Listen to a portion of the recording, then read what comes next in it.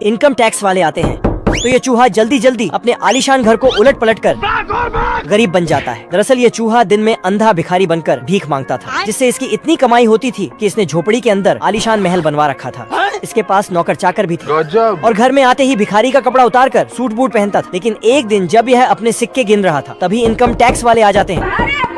ये जल्दी से अपने पैसे छुपाकर घर का हुलिया बदलने लगता है और देखते ही देखते घर को गरीब खाना बना देता है। इनकम टैक्स वाला अंदर आता है तो ये साला उल्टा उसी से 2-4 रुपए उधार मांगने लग जाता है। देना। लेकिन इनकम टैक्स ऑफिसर को थोड़ा बहुत शक हो रहा था, कुछ तो गड़बड़ है। लेकिन यह इनकम टैक्स वाला जैसे ही एक कुर्सी पर बैठता है तभी सारी चीज उलट पलट होने लगती है। ये क्या तमाशा लगा रखा है तूने? इनकम टैक्स वाला डर कर बाहर आता है और इसे लगता है कि यह सब शराब के कारण हो रहा है। समुद्री लुटेरों ने एक जल परी को बक्से में कैद किया। ऐसा मत करो मेरी जान। बाकी जल परियां ने घंटी बजाई कौन है बे? तो सभी मछलियाँ और ऑक्टोपस लुटेरों से लड़ने आ गए। सिस्टम पार देंगे। इधर से लुटेरों ने गोले से हमला किया तो मछलियाँ भेल मछली के ऊपर से दौड़ कर आईं और लुटेरों के ऊपर केकड़ा फेंका। ऑक्टोपस कैप्टन को पानी में फेंका और खुद कैप्टन बन गया। साला अकेले ही लुटेरों को निपटाने लगा। गब्बर तोप चलाने आया लेकिन किधर है बे? लुटेरे डर के भागे और तोड़ फोड़ करके पानी में गिरे। नहीं भाई। ऑक्टोपस मछली के अंदर गोला भर के लाया और लुटेरों की बैंड बज गई। इधर समुद्र के राजा चैन तोड़ा और ऊपर आया और लुटेरों की जहाज डुबो दिया। सबने मिलकर जल परी को आजाद किया और सब पार्टी करने लगे। गबरू हाथी के सूंड को सीढ़ी बना के नीचे उतरता और दरवाजा तोड़ के अंदर जाता है तो सभी लोग अपना मेला लेके भग जाते और ये गबरू नहाते हुए आदमी का घर ही उठा लेता है। शर्म है कुछ?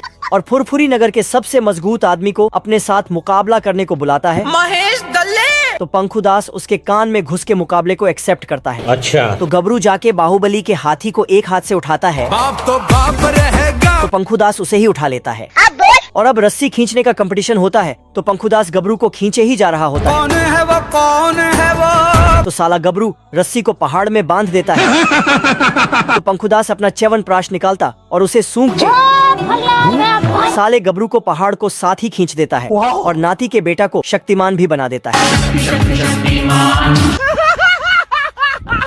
और पंखुदास बहुत हंस रहा होता है तो गबरू जाके गांव ही पहुंचा देता है। लेकिन तभी एक मूर्ति के 2.5 कुंटल के गधे से पंखुदास का मुंडी धनक जाता है। ये सभी साले मिलके बेचारे चूहे का बैकग्राउंड पंचर कर देते हैं।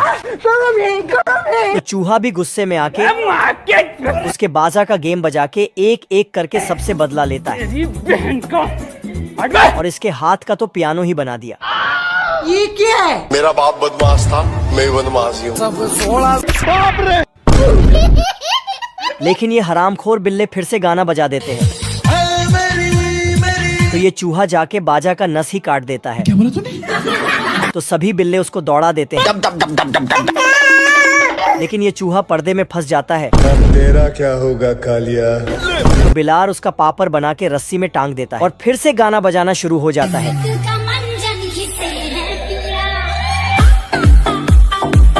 लेकिन ये चूहा मकान मालकिन को फोन करके घर बुला लेता है और फिर वही होता है जो एक बाप अपने लौंडे के फेल होने के बाद उसके साथ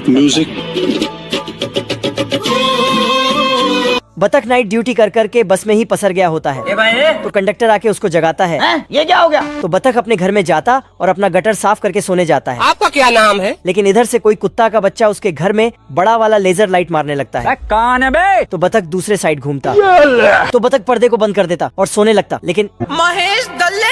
तो बतख पर्दे को रस्सी से बांध देता साले को बम से उड़ा दूंगा और सोने लगता है। मैं गरीब हूँ। लेकिन कुत्ता का बच्चा लाइट पर्दे को जेसीबी से उठा के बतख की नींद हराम कर देता है। अगर हम करें तो करें क्या? तो बतख पर्दे को बंद करता कि पर्दा ही उखड़ जाता है।